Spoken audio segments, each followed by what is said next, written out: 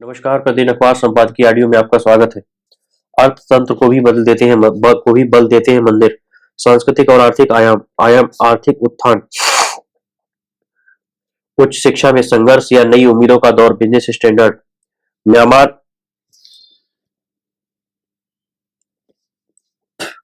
सीमा पर बाड़बंदी, राष्ट्रीय सहारा, बदलते भारत का प्रतीक। अब आर्टिकल विस्तार से। अर्थतंत्र को भी बल देते हैं मंदिर। दैनिक जागरण। विकास सारस्वत लेखक इंडिक अकादमी के सदस्य हैं। रामलला की प्राण प्रतिष्ठा के आयोजन ने पूरे पूरे देश का वातावरण राममय कर दिया है। गांव गली चौबारों से लेकर मीडिया तक राम नाम की धूम है। भजन गीत, हवन और रमन रामचरितमानस के पाठ से सबोर वातावरण भक्तिमय है। हालांकि इस बीच हिंदू विरोध से ग्रस्त कुछ कर्कश स्वर भी सुनाई दे रहे हैं। वर्षों तक मंदिर के ऐतिहासिक प्रमाण और न्यायिक औचित्य को नकारने वाले लोग कोई उचित तर्क न मिलने पर धर्मपरायण हिंदू समाज को शिक्षा, रोजगार और आर्थिक संपन्नता के बजाय मंदिर को महत्व देने का उलाहना दे रहे हैं। क्या मंदिर रोजगार सृजन कर सकता है, या क्या मंदिर से आर्थिक स्थिति सुधर जाएगी, जैसे सवाल बार बार उठाए जा रहे हैं। अव्वल तो विपन्नता को अस्मिता या आत्मसम्मान से जोड़ना ही ना समझे, क्योंकि विपन्नता का अर्थ यह नहीं है कि आत्मसम्मान से समझौता किया जाए। कुतर्क भरे ऐसे सवाल इसकी अनदेखी करते हैं कि मंदिर और तीर्थ अध्यात्म और संस्कृति के केंद्र होने के अलावा एक सघन अर्थतंत्र का गढ़ बनकर समाज को समग्रता में लाभान्वित भी करते हैं। किसी समय में मंदिर के विशाल प्रांगण वस्तु क्रय विक्रय का महत्वपूर्ण केंद्र होते थे। एम कविता और बर्टन स्टीन जैसे शोधार्थियों का शोध बताता है कि कैसे राजाओं और बड़े व्यापारियों से दान रूप में प्राप्त धन से मंदिर छोटे छोटे व्यापारियों को ऋण भी उपलब्ध करा पाते थे। कृषि क्षेत्र में नहर परियोजनाओं और तालाबों की खुदाई के द्वारा मंदिरों के योगदान का उल्लेख आज भी शिलालेखों के रूप में मिलता है। मंदिर स्थानीय स्तर पर आर्थिक आत्मनिर्भरता को भी सुनिश्चित करते थे। आज बदली हुई परिस्थिति में अपनी भूमिका निसमेट जाने के बावजूद मंदिर अर्थतंत्र का बड़ा महत्व है। फूल, प्रसाद, मूर्ति, चित्र, श्रृंगार, पोशाक, खिलौने, कंठीमाला, पूजा सामग्री इत्यादि ऐसी बहुत सी वस्तुएं न सिर्फ मंदिर और तीर्थ क्षेत्र में फुट फुटकर व्यापारियों को जीविका प्रदान करती हैं, बल्कि घंटे, दीपक, मूर्ति आदि वस्तुएं दूर दराज के उद्योगों को भी प्रोत्साहित करती हैं। मंदिर अर्थव्यवस्था का रोचक पहलू यह भी है कि इसका लाभार्थी अधिकतर निम्न या मध्य वर्ग है और इसे चलाने वाले श्रमिक मुख्यतः असंगठित क्षेत्र से आते हैं। सामाजिक दृष्टि से देखा जाए तो इन व्यवसायों के लिए जातियां भी मुख्यतः वे हैं जिनकी गणना अनुसूचित या पिछड़ी जातियों में होती है। मंदिरों के दर्शन के लिए दर्शन करने आए तीर्थयात्री रुकने, घूमने, खान पान और स्थानीय उत्पादों के क्रय से बहुत बड़े तंत्र को पोषित करते हैं। तीर्थों के महत्व द्वारा उत्पन्न हुए बाजार ने प्राचीन भारत में तीर्थ क्षेत्रों को बड़े व्यापारिक और उत्पाद क्षेत्रों के रूप में विकसित किया। मथुरा में चांदी के आभूषण, तंजावुर में कांसे की मूर्तियां एवं बर्तन, उडुपी एवं करतला में धातु की मूर्तियां, कोल्हापुर की स्वर्णकारी ऐसे उद्योग हैं जो मंदिरों के कारण ही उपने। पूजा अनुष्ठान में रेशम के महत्व ने मंदिरों के आसपास बुनकरों की बस्तियां निर्मित की। आज तीर्थ क्षेत्रों में वस्त्रों की भिन्न भिन्न शैलियां विकसित हो चुकी हैं। पुरी की कोटकी और बोमकाई, महेश्वर की महेश्वरी, नासिक की पैठणी, पाटन का पटोला, बनारस का बनारसी सिल्क, कांचीपुरम की कांजीवरम, गुवाहाटी की सियालकुची शैली की साड़ियां देश विदेश में बिकती हैं। तीर्थ यात्रियों का आवागमन सदा से ही अर्थव्यवस्था का महत्वपूर्ण हिस्सा रहा है। कई छोटे बड़े शहरों और कस्बों की अर्थव्यवस्था तो पूरी तरह मंदिरों में आने वाले दर्शनार्थियों पर ही निर्भर करती है। जहां आक्रांताओं द्वारा मंदिरों के विध्वंस ने उत्तर भारत में मंदिर अर्थतंत्र को बुरी तरह प्रभावित किया, वहीं दक्षिण भारत के सरकारी हस्तक्षेप ने इस व्यवस्था को कमजोर किया है। परंतु पिछले कुछ वर्षों में इस अर्थतंत्र ने धीरे धीरे फिर बड़ा रूप लेना शुरू किया है। 2022 में राष्ट्रीय प्रतिदर्श सर्वेक्षण कार्यालय एनएसएसओ के सर्वेक्षण के अनुसार आज राष्ट्रीय स्तर पर मंदिर अर्थतंत्र भारत की अर्थव्यवस्था में 3.02 लाख करोड़ का योगदान दे रहा है। यह योगदान भारत के सकल घरेलू उत्पाद का लगभग 2.32% है। इसी सर्वेक्षण के अनुसार भारतीय तीर्थ यात्राओं पर लगभग 1,316 करोड़ रुपए प्रतिदिन खर्च कर रहे हैं। इसी सर्वेक्षण के अनुसार भारतीय तीर्थ यात्राओं पर लगभग 1,316 करोड़ रुपए प्रतिदिन खर्च कर रहे हैं। यह व्यय सालाना 4.74 लाख करोड़ पर जाकर पहुंचता है। भारतीय अर्थव्यवस्था में मंदिरों के अर्थतंत्र का महत्व इस बात से समझा जा सकता है कि वित्त वर्ष 2022-23 में केवल 6 बड़े हिंदू मंदिरों में 24,000 करोड़ रुपए का चढ़ावा आया था। कुंभ तो आय सृजन का बहुत बड़ा अवसर बनते हैं।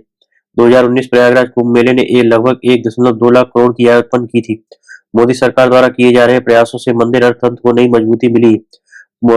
मंदिरों का पुनरुद्धार, चार धाम जैसी परियोजनाएं और जैन एवं बौद्ध तीर्थ सर्किट के विकास के परिणाम स्वरूप तीर्थ यात्राओं में अभूतपूर्व वृद्धि हुई है। पिछले 2 वर्षों में 12.92 करोड़ लोगों ने काशी विश्वनाथ धाम के दर्शन किए।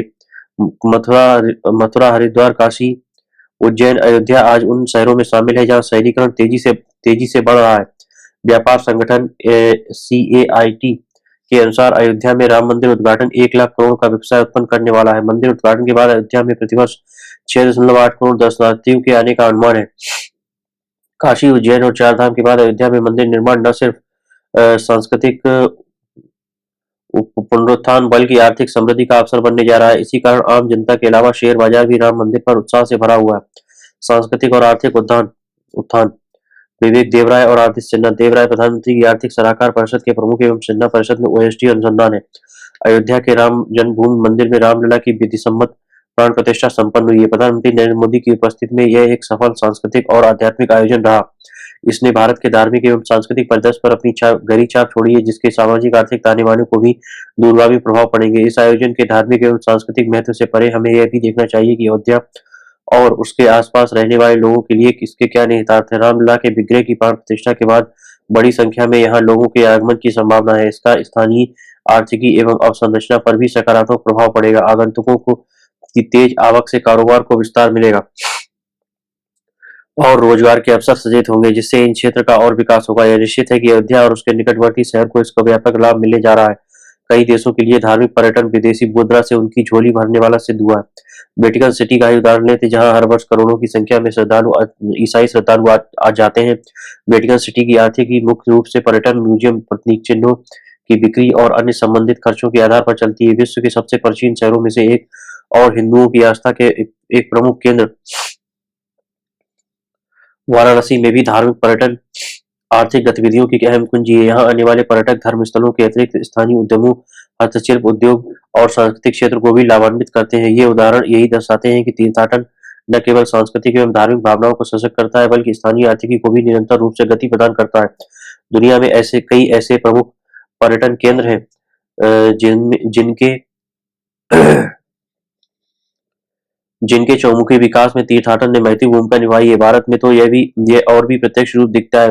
केंद्रीय पर्यटन मंत्री जी किशन रेड्डी ने कुछ समय पहले संसद में बताया था कि बीते 5 वर्षों में भारत में धार्मिक स्थलों की आवाजाही बढ़ी है। कोविड काल में यह सिलसिला कुछ थमा है, लेकिन 2022 में घरेलू पर्यटकों का आंकड़ा करीब 15 करोड़ के स्तर पर पहुंच गया है। उस साल घरेलू पर्यटन में 111.61% की वृद्धि दर्ज हुई थी। विदेशी पर्यटकों की स्थिति के भी इसी रुझान के अनुरूप है। वर्ष 2017 में 2.69 करोड़ विदेशी पर्यटक भारत आए, जिनकी संख्या 2019 में बढ़कर 3.14 करोड़ हो गई। हालांकि उसके बाद कोविड काल के दौरान तमाम तरह के प्रतिबंधों से यह सिलसिला कुछ थम गया, जिसमें 2022 में जोरदार पलटवार दिखा। उस साल विदेशी पर्यटकों की संख्या 509.52% बढ़ी। आर्थिकी में भी इसका योगदान रहा। वर्ष 2020 में विदेशी विनिमय से होने वाली आय में आई कमी की इससे भरपाई हुई। वर्ष 2022 में पर्यटकों के माध्यम से 1,34,543 करोड़ रुपए प्राप्त हुए। यह वृद्धि 106.8% वृद्धि रही। केंद्रीय पर्यटन मंत्रालय की PRASHD यानी प्रसाद तीर्थ यात्रा कायाकल्प एवं आध्यात्मिक विरासत संवर्धन अभियान जैसी पहल तीर्थाटन की आर्थिक संभावनाओं को बढ़ाने के सरकारी प्रयासों को समर्पित है। इस योजना के अंतर्गत 1,586 करोड़ रुपए के निवेश से 45 परियोजनाओं को मंजूरी मिल चुकी है। इन योजनाओं का उद्देश्य धार्मिक स्थलों के बुनियादी ढांचे को बेहतर बनाना है ताकि पर्यटन बढ़े। अयोध्या में राम मंदिर के निर्माण के साथ ही यहाँ और आसपास विकसित हो रहा व्यापक बुनियादी ढांचा स्थानीय अर्थव्यवस्था को पंख लगाने के लिए तत्पर दिखाई पड़ रहा है। यहाँ तीर्थाटन का चक्रीय प्रभाव तमाम आर्थिक संकेतकों एवं विकास गतिविधियों में प्रत्यक्ष दिखेगा। प्रत्यक्ष आर्थिक प्रभावों को देखें तो 2017 में करीब 2 लाख पर्यटक अयोध्या है, जिनकी संख्या 2022 में 2 करोड़ से अधिक हो गई। इतनी बड़ी संख्या में लोगों के आगमन से आवास, खान-पान और परिवहन जैसी सेवाओं के लिए संभावनाएं बनी, जिसका लाभ स्थानीय लोगों को मिला। माना जा रहा है कि केवल आतिथ्य सत्कार उद्योग में ही अयोध्या और आसपास 1 लाख रोजगार सृजन हुए। वहीं परिवहन उद्योग ने भी 20,000 से अधिक लोगों को काम दिया है। पर्यटन में पर्यटकों की संख्या में बढ़ोतरी से हस्तशिल्प, धार्मिक प्रतीकों और खान-पान के कारोबार ने भी गति पकड़ी है। इतनी बड़ी संख्या में आ रहे श्रद्धालुओं को देखते हुए बुनियादी ढांचा भी उसके अनुरूप विकसित किया जा रहा है। महर्षि वाल्मीकि अंतर्राष्ट्रीय हवाई अड्डे का त्वरित गति से निर्माण एवं और रेल एवं बस सेवाओं के विस्तार से कनेक्टिविटी बेहतर हुई है। अयोध्या को 4 लेन हाईवे से जोड़ दिया गया है। बेहतर होते बुनियादी ढांचे से पर्यटकों को सहूलियत मिलने के साथ ही स्थानीय लोगों के लिए दूरगामी लाभ निश्चित है।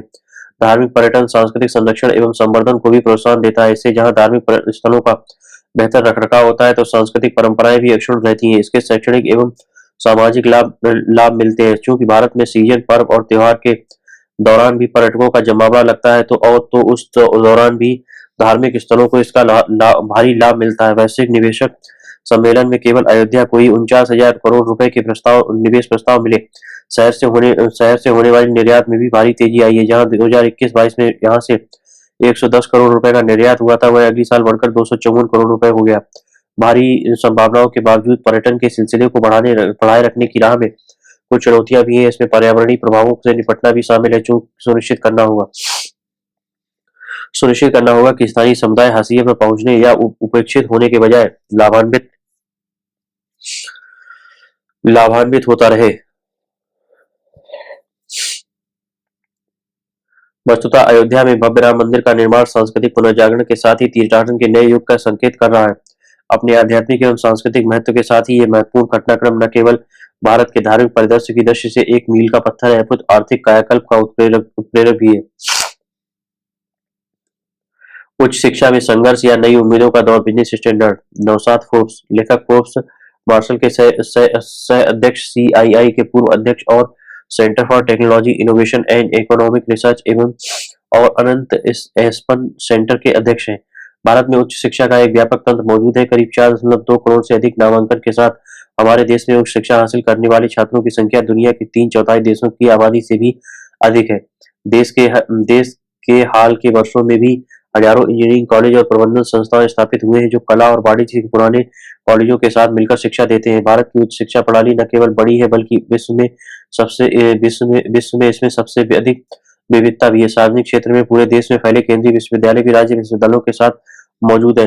IISc, IIT, IISER और IIM जैसे स्वायत्त संस्थान अलग अलग संसदीय अधिनियमों के तहत संचालित होते हैं। वहीं मेडिकल कॉलेज, NID और NIFT शिक्षा मंत्रालय के दायरे से बाहर है। इसके अलावा शिक्षा क्षेत्र में एक विशाल निजी व्यवस्था का तंत्र भी मौजूद है। हजारों निजी, मुख्य रूप से व्यावसायिक कॉलेज सरकारी विश्वविद्यालयों से संबद्ध है। कुछ निजी संस्थान डीम्ड विश्वविद्यालयों में बदल गए हैं। हाल ही में परोपकारिता के मकसद से की जाने वाली फंडिंग के तहत नए निजी विश्वविद्यालय केंद्र या राज्य विश्वविद्यालय अधिनियमों के तहत स्थापित किए गए हैं। इनमें से प्रत्येक का लक्ष्य एक बड़ा राष्ट्रीय विश्वविद्यालय बनना है। नीति बनाते समय बड़ी और विविध उच्च शिक्षा प्रणाली की जरूरतों को ध्यान में रखना चाहिए। इसमें गुणवत्ता एक प्रमुख चुनौती है, जो पिछले 40 वर्षों में निजी व्यावसायिक शिक्षा में बड़ी वृद्धि का प्रत्यक्ष परिणाम है। कई दशकों में हमने इस तंत्र में गुणवत्ता को सुधार लाने के लिए नियमन के प्रयास किए हैं, जो सफल नहीं हो रहे हैं। ऐसे में अच्छा होगा कि हम संस्थानों को खुद तय कर देते कि वे कौन सा विषय पढ़ाएंगे, कितने छात्रों को दाखिला देंगे, क्या शुल्क लेंगे और कैसा पाठ्यक्रम अपनाएंगे। राज्य की अपनी भूमिका संस्थानों की गुणवत्ता के आकलन तक सीमित रहनी चाहिए और सरकारी एवं निजी दोनों क्षेत्रों में शोध की फंडिंग में वृद्धि करनी चाहिए। इसके साथ ही मानविकी एवं सामाजिक विज्ञान में निवेश बढ़ाना चाहिए। इतनी बड़ी और विविध प्रणाली के लिए यह जरूरी है कि राज्य की भूमिका कुछ विशेष क्षेत्रों तक सीमित हो। विश्वविद्यालयों से संबद्ध निजी एवं सरकारी व्यावसायिक कॉलेज, करीब 6,000 इंजीनियरिंग कॉलेज और 3,000 प्रबंध संस्थान मुख्य रूप से राज्य सरकार के विश्वविद्यालयों के अंतर्गत संचालित होते हैं। उनकी गुणवत्ता में सुधार लाने के लिए मूल्यांकन एवं प्रमाणन कार्यक्रम अनिवार्य तौर पर लागू करने की आवश्यकता है।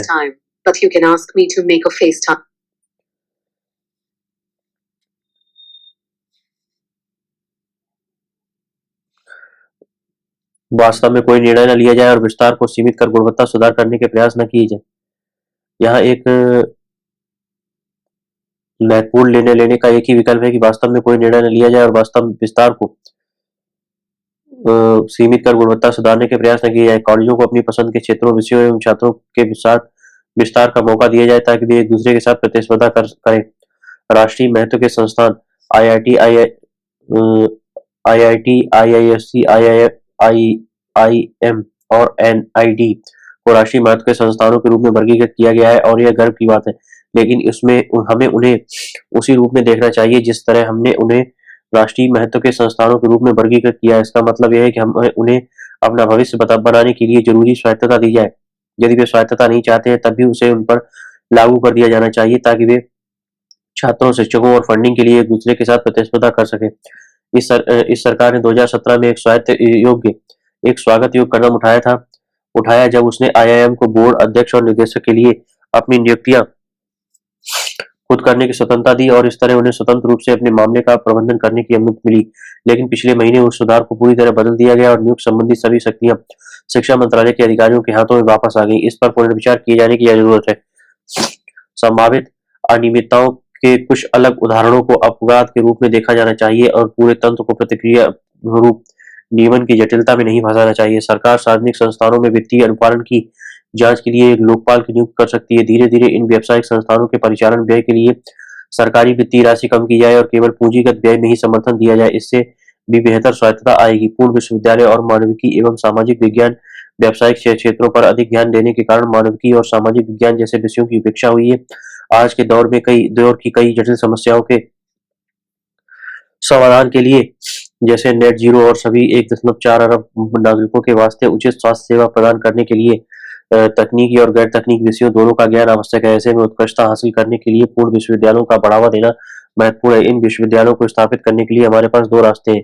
विश्व स्तरीय संस्थान की सबसे बड़ी विशेषता होती है कि उसके विभिन्न पैमानों पर उत्कृष्टता, लेकिन इस उत्कृष्टता को परिभाषित करना मुश्किल है। उत्कृष्ट विश्वविद्यालयों के अध्यक्ष कहते हैं कि यह इन संस्थानों के वातावरण में ही मौजूद होता है। जैसा कि मैंने पहले बताया, राष्ट्रीय महत्व के उन संस्थानों में ही यह उत्कृष्टता पाई जाती है। ऐसे संस्थान में जहां ऐसा वातावरण मौजूद नहीं है, वहां उत्कृष्टता की संस्कृति विकसित करना कि वास्तव में किसी उत्कृष्ट संस्थान में नए क्षेत्र को बढ़ावा देने से कहीं अधिक कठिन कार्य है।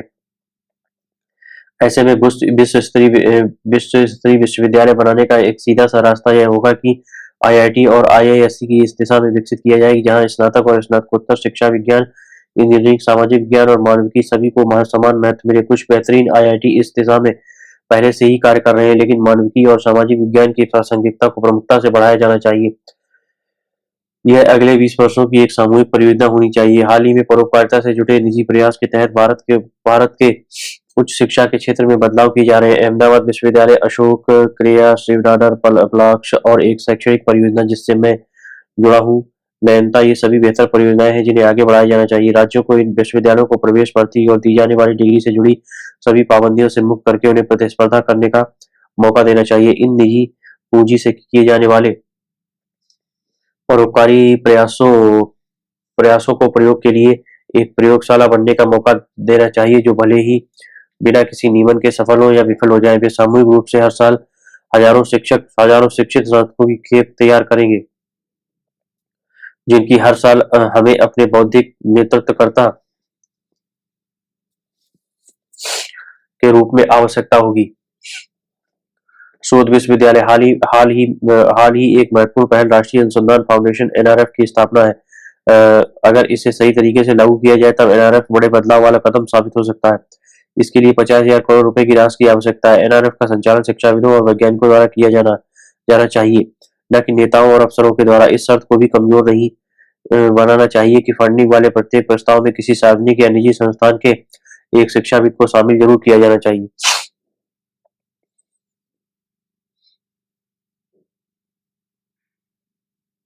हमारा लक्ष्य केवल अधिक वैज्ञानिक शोध करना नहीं है, गुणवत्ता के लिहाज से बेहतर स्नातक शिक्षा भी उतनी ही या उससे अधिक महत्वपूर्ण है।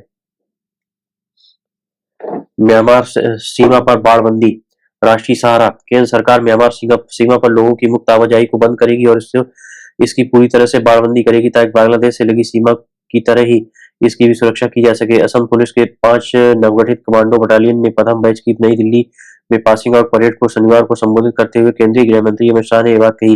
गृह मंत्री ने कहा कि सरकार म्यांमार के साथ मुक्त आवाजाही समझौता पर पुनर्विचार कर रही है ताकि मुक्त आवाजाही को रोका जा सके। जो व्यवस्था है उसके तहत अंतर्राष्ट्रीय सीमा के दोनों ओर रहने वाले लोगों को बिना वीजा के एक दूसरे के क्षेत्र में 16 किलोमीटर अंदर तक जाने की अनुमति प्राप्त है। भारत के 4 राज्य अरुणाचल प्रदेश, नागालैंड, मणिपुर और मिजोरम म्यांमार से साथ सीमा साझा करते हैं और इन राज्यों की म्यांमार के साथ 16,643 किलोमीटर लंबी सीमा साझा है। दरअसल पूर्वोत्तर के राज्य नहीं बल्कि भारत की सीमा नेपाल जैसे देशों के साथ भी सीमा पर आवाजाही निर्बाध रहती है। दोनों देशों के लोग एक दूसरे की सीमा में जाकर हाट बाजार कराते हैं और पश्चिम बंगाल में बांग्लादेश के साथ सीमा का तो आलम यहाँ तक है कि मकानों की दीवारों तक सीमा तय करती है। ऐसे में अवैध प्रवासन की समस्या बराबर बनी रहती है।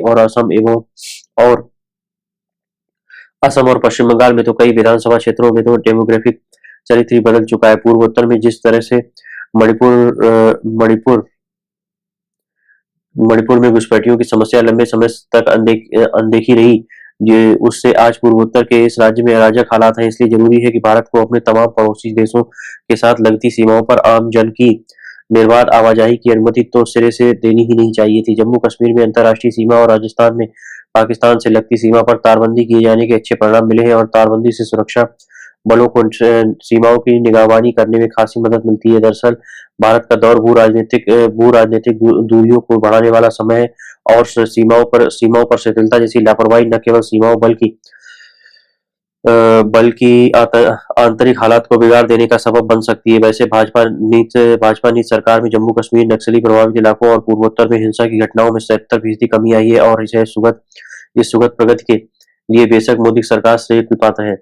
बदलते भारत की प्रतीक अवधेश कुमार, मैं पिछले कई दिनों से अयोध्या में हूँ। हमारे देश के उन बुद्धिजीवियों और नेताओं को जो समय की धारा को नहीं पहचानते, अयोध्या के वातावरण का अनुमान भी नहीं होगा। आप कल्पना कीजिए कैसा माहौल है। पूरा अयोध्या जिला को पुलिस ने सील कर दिया है। जिन्हें निमंत्रण प्राप्त है, जिनको पास मिला है, वही गाड़ियां 21, 22, 23 जनवरी को अयोध्या आ सकी।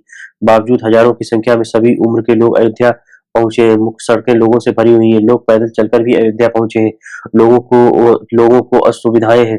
बावजूद मैंने जितने भी लोगों से बात की, किसी ने भी इस पर प्रश्न नहीं उठाया। ज्यादातर के चेहरे पर प्रसन्नता है। ऐसा वातावरण इसके पहले शायद ही किसी ने देखा हो। आमतौर पर जब सुरक्षा सख्त होती है तो लोगों की आवाज उसके विरुद्ध निकलती है, लेकिन अब किसी से पूछिए तो कहेंगे कि हमें कोई परेशानी नहीं है, दर्शन आज नहीं तो कल हो जाएगा। इसका अर्थ क्या है? भारत के सामूहिक मानस का यही बदलाव आज समझने की आवश्यकता है। अगर आप थोड़ी सूक्ष्मता से विचार करेंगे तो ऐसा लगेगा कि संपूर्ण अयोध्या भारत में है, राम में है और संपूर्ण भारत इस समय अयोध्या में और राम में हो गया है। अयोध्या के भारत में, राम में और भारत के राम में होने के गहरे निहितार्थ को भी समझना चाहिए।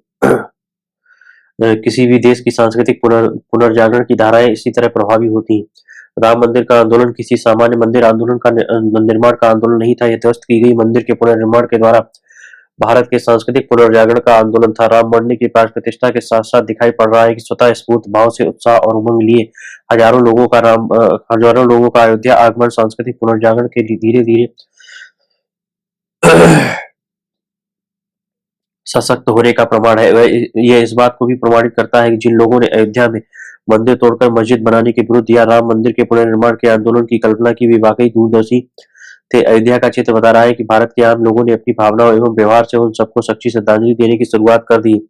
प्रधानमंत्री नरेंद्र मोदी ने राम मंदिर प्राण प्रतिष्ठा के पूर्व दक्षिण भारत, खासकर तमिलनाडु के उन उन मंदिरों धर्म स्थानों का दौरा किया जहां वन यात्रा में रामचंद्र जी गए थे या उनसे भक्ति से जुड़े थे। तमिलनाडु से सनातन और हिंदुत्व के विरुद्ध तथा उत्तर दक्षिण को बांटने के स्वर के मध्य तथा प्राण प्रतिष्ठा के पूर्व इस यात्रा के प्रभावों का आकलन करने में थोड़ा समय लगेगा। प्रधानमंत्री की तमिलनाडु यात्रा से उत्तर और दक्षिण का भेद खड़ा करने की चेष्टा का सकारात्मक सांस्कृतिक आध्यात्मिक प्रत्युत्तर मिला है। आम लोगों के लिए इसके कोई मायने नहीं है कि किसे निमंत्रण मिला, किसे नहीं मिला, कौन आए कौन नहीं आए। अयोध्या पहुंचकर आपको लगेगा ही नहीं कि जिन लोगों ने इस पर प्रश्न उठाया या विरोध किया, उनका कोई संज्ञान भी लेने को तैयार है। अयोध्या लंबे समय से आने वाले लोग बता रहे हैं कि हमने कभी कल्पना भी नहीं की थी कि इस तरह का बदला हुआ चित्र हमें दिखाई देगा। आज यह इतनी अंतरशक्ति पा गया है कि संपूर्ण भारत की मानसिक चेतना को बदलने का आधार साबित हो सकता है। जब आपके लक्ष्य छोटे हो तो फिर छोटे स्तर से विचार करते हैं, परंतु लक्ष्य बड़े हो तो आपके विचार का परिधि भी व्यापक हो जाती है। अगर भारत के भविष्य की दृष्टि से काम करना हो तो ऐसे अवसरों पर कोई विरोधों और दुश्मन नहीं हो सकता। इसलिए प्राण प्रतिष्ठा कार्यक्रम में विरोधियों को भी आमंत्रित किया गया है। यहाँ तक कि मुकदमों के विरोधी पक्षकारों को भी आमंत्रित किया गया है। उनमें कुछ शामिल भी हुए हैं। जैसे पूरे देश को पता है कि विपक्षी दलों को भी आमंत्रित किया गया था। लेकिन समस्या यह थी कि संपूर्ण अयोध्या आंदोलन के दौरान जिन दलों और नेताओं ने इसका विरोध किया, उनको प्राण प्रतिष्ठा समारोह में आने के लिए कोई न कोई तार्किक आधार चाहिए था। वह मिलना संभव नहीं था। अयोध्या में आम आदमी की भाषा यही है कि विरोधी किस मुंह से प्राण प्रतिष्ठा में आते हैं। अपने दुर्भाग्य से भाजपा और मोदी विरोधी राजनीतिक पार्टियां, बुद्धिजीवी और मीडिया के कुछ पुरोधा श्री राम मंदिर से पैदा हुए भारत के सकारात्मक बदलावों को अभी भी समझने की कोशिश नहीं कर रहे। भारत का मूल धर्म अध्यात्म रहा है। हमारे प्राचीन मनीषियों ने इसे पहचाना था। गांधी जी ने कहा है कि धर्म ऐसा क्षेत्र है जिसमें भारत दुनिया में बड़ा हो सकता है। वास्तव में धर्म भारत के डीएनए में है। जो आपका मूल संस्कार होता है, उसे जागृत कर दिया जाए तो फिर वह उच्चता को प्राप्त करता है। राष्ट्रीय स्वयंसेवक संघ, परिवार और दूसरे धार्मिक, सांस्कृतिक, आध्यात्मिक संगठन समूहों ने लंबे समय तक काम करके भारत की सोई हुई धार्मिक आध्यात्मिक चेतना की जागृति में भूमिका निभाई है। चाहे वह सोमनाथ का पुनर्निर्माण हो, अयोध्या आंदोलन या लंबे समय से चल रहे दूसरे मंदिरों के पुनरुद्धार का आंदोलन या फिर हिंदुत्व और हिंदू धर्म की नए सिरे से प्राचीन विरासत के आधार पर व्याख्या करने, इतिहास का पुनर्लेखन, राष्ट्र की परिभाषा अपनी सही सोच से निर्धारित करने, इस सब इसी दिशा के कदम है। किसी भी राष्ट्र के जीवन में इस तरह उनकी संस्कारगत चेतना और जागृति सुखद और अच्छे भविष्य का ही द्योतक हो सकता है। इसका एक परिणाम हमें राजनीति में परिलक्षित हुआ, जो आगे और सशक्त व घनीभूत होने का संकेत दे रहा है। निश्चित रूप से अगर देश की जनता इतनी बड़ी संख्या में प्रधानमंत्री मोदी, मुख्यमंत्री योगी और आदित्यनाथ तथा अन्य नेताओं पर विश्वास कर बाहर निकली है, तो इन नेताओं के साथ पार्टी नेताओं और इस समय उनके पीछे खड़े संगठनों का भी दायित्व बढ़ जाता है। इस तरह का आंदोलन या क्रांतियां बगैर परिश्रम और बलिदान की पूर्णता की ओर नहीं पहुंचती। लोगों का भी दायित्व है कि वो इसे समझते हुए सतत परिश्रम करें। जहां हमारी पहचान अयोध्या जैसे संस्थानों से तथा श्री राम जैसे व्यक्तित्व से हो, ताकि संपूर्ण विश्व इससे प्रेरणा ले सके। भारत और यहाँ के लोगों का गौरवबोध और हर दृष्टि से सशक्त व संपन्न होने का रास्ता यहीं से निकलता है। धन्यवाद।